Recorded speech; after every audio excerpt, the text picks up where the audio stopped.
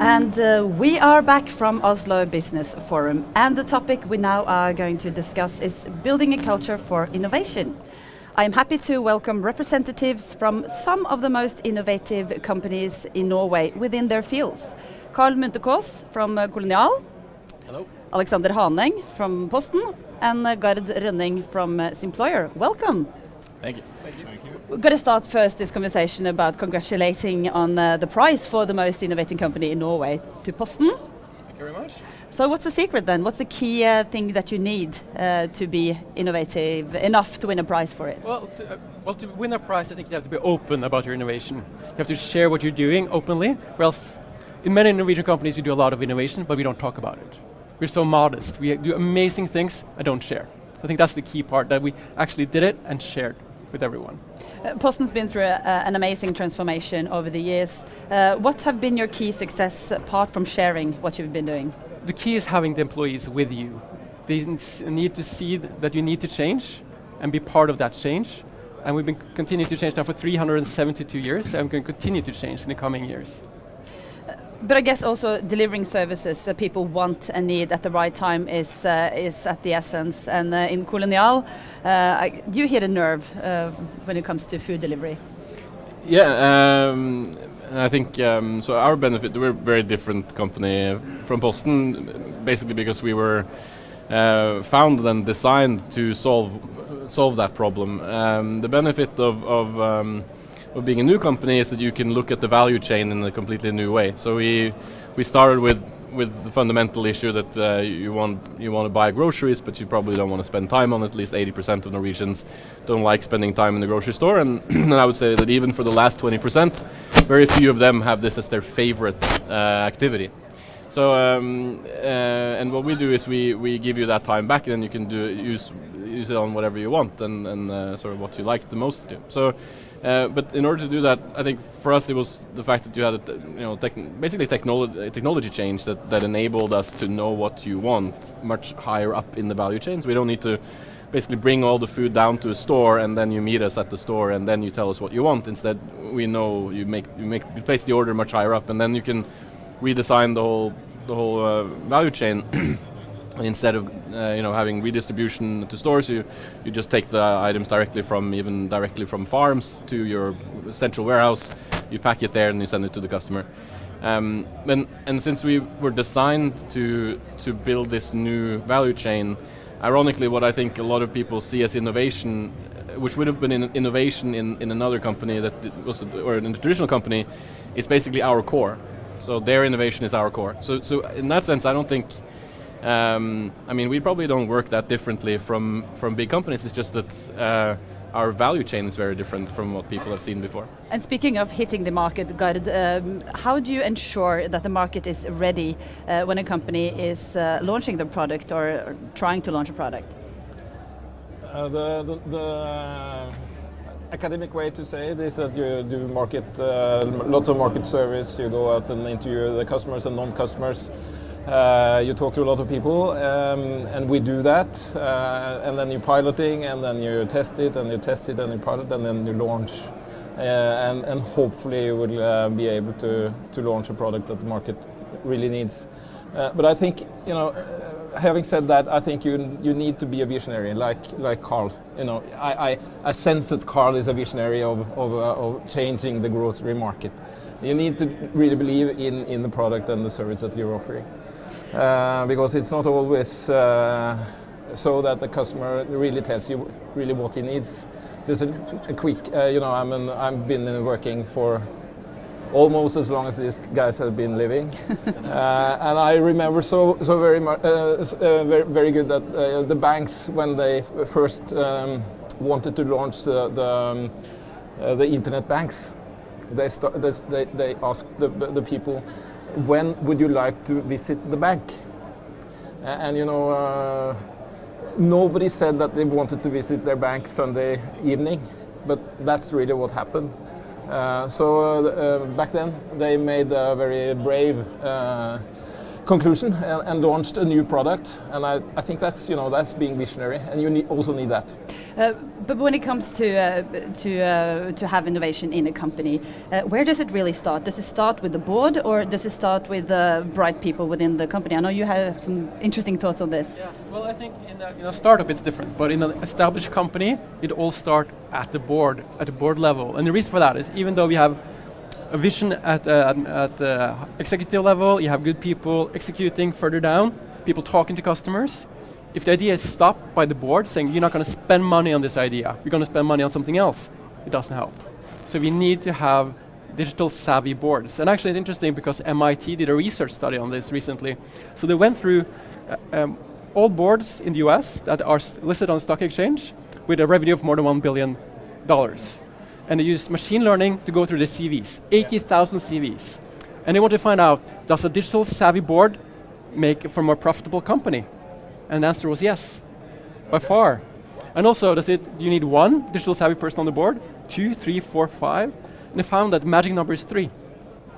You get more and more revenue when you go up to 3. Beyond 3, it doesn't really make a difference. So everyone should just get 3 at least techie 3 heads in their boards. Definitely. But talking about innovation, it's a big theme. What is really innovative? Is it the big thing that changes the world, or is it the small steps that lead to big change? I mean, the things that I think the sort of definition, it's whatever changes the customer value by a significant amount. That can be an operational change. I mean, if you're able to build a new process that has half the cost of the old process, then suddenly you can be at a price point much lower that suddenly releases all these customers.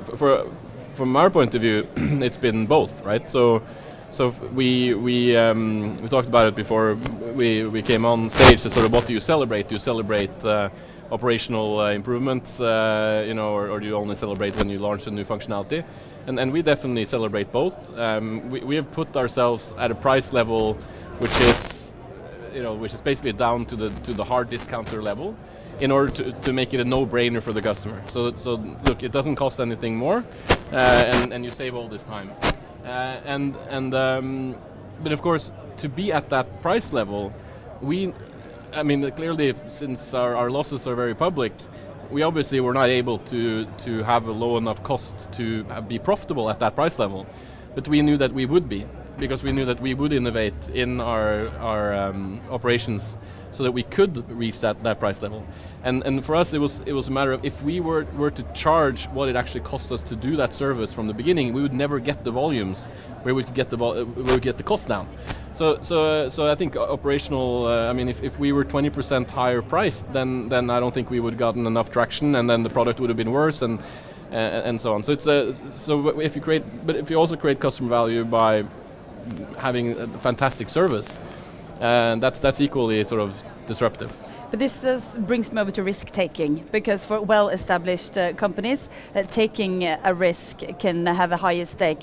In well-established companies like Posten and Simployer as well, what are your thoughts on risk-taking? Well, I think the bigger risk is not taking that chance to do innovation at all. We discussed that also before we come on, but I think like big companies today are so fragile to new competitors, maybe from a different business entirely, that you need to invest in that future. And it doesn't have to be a lot of money if you see on the total spending of the company, but you need to invest in that future. And it can be hard, because the alternative is investing something short-term that will increase the KPIs short-term. That's very tempting to do for managers. Exactly. But you need to invest in that long-term profitability and survivability. Being a software company, you always have a lot to do, and you have bugs and debugging, and customers saying that I need this and this and this and this. Hard part is to take out key personnel 1 to 3 days in order for them, just not having an agenda, learning new things, studying new technologies, having a look at how we can adapt to different types of technologies, and we did that. I just came from a hackathon last 2 days. 70 people from the tech and product department was here in Oslo,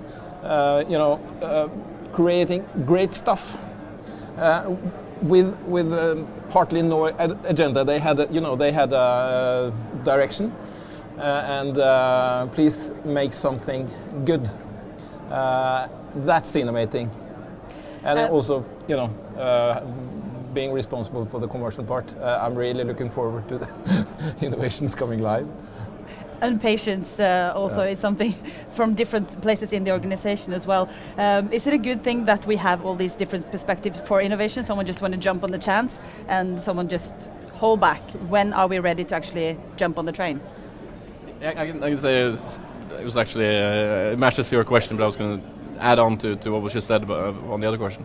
Because I think it is really hard to know whether you should actually innovate or not. And I agree 80% with what sort of Alexander is saying, and I agree 100% with the fact that Posten needs to innovate.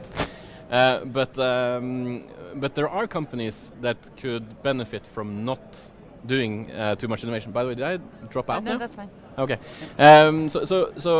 Because my point is just that it depends, how disruptive these new possibilities in your market are. So let's say, for instance, with groceries, we very early saw that a traditional grocery company has very few, at least unless they cultivate them, but to begin with, they have very few of the skill sets that is required to win on online grocery. Very little overlap. It's just basically sourcing, more or less. But building your whole front end, how you sell online is very different from selling offline. How you run your factories, your production facilities is very different from how you run stores, and so on. So sometimes I think, and I kind of applaud the companies that just say, they go to their board, the management goes to the board and says, look, we see this huge disruption happening. We know our market is going to shrink. But instead, we're going to act on that by reducing cost and milking this and creating shareholder value until we are eventually outcompeted, and we're going to allow another company to sort of grow up. As a society, this is what happens. I think more often management doesn't want to. No one wants to run sort of a company that's approaching the sunset. Everyone wants to be kind of in the dawn and grow a company. And that's why I think there's a systematic bias of actually doing too much or not sort of accepting your position in the sort of evolution of business. And that has also cost a lot of shareholder value, just the same as disruption has destroyed a lot of shareholder value. We have to end up the conversation, but if you were to give one tip for an organization who's on the leap of taking a chance, we should innovate, what's your best tip? You have to get the board, you have to have a digital savvy board and get them on board with innovation and the value of it. I think you need to be very cognizant of where you want to aim, and then you need to do it forcefully, and you need to create cross-functional teams to deliver on that might be set apart from the rest of the company. I think you need to focus on innovations, both product innovations and also process innovations, like Karl mentioned, and celebrate. Thank you so much for joining us at Simployer TV. Thank you.